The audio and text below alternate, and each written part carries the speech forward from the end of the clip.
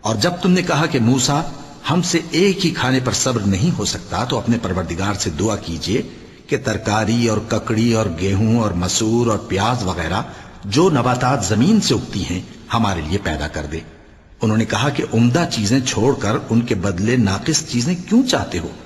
اگر یہی چیزیں مطلوب ہیں تو کسی شہر میں جا اترو، وہاں جو مانگتے ہو مل جائے گا۔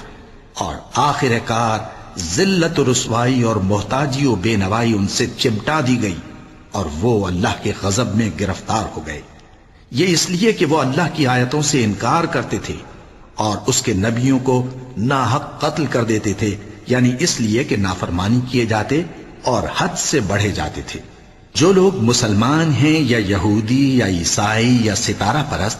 یعنی کوئی شخص کسی قوم و مذہب کا ہو،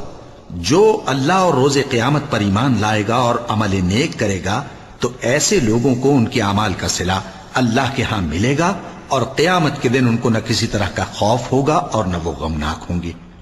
اور جب ہم نے تم سے عہد کر لیا اور کوہ طور کو تم پر اٹھا کھڑا کیا اور حکم دیا کہ جو کتاب ہم نے تم کو دی ہے اس کو زور سے پکڑے رہو اور جو اس میں لکھا ہے اسے یاد رکھو تاکہ عذاب سے محفوظ رہو، پھر تم اس کے بعد عہد سے پھر گئے، سو اگر تم پر اللہ کا فضل اور اس کی مہربانی نہ ہوتی تو تم خسارے میں پڑ گئے ہوتے۔ اور تم ان لوگوں کو خوب جانتے ہو جو تم میں سے ہفتے کے دن مچھلی کا شکار کرنے میں حد سے تجاوز کر گئے تھے، تو ہم نے ان سے کہا کہ ذلیل و خوار بندر ہو جاؤ،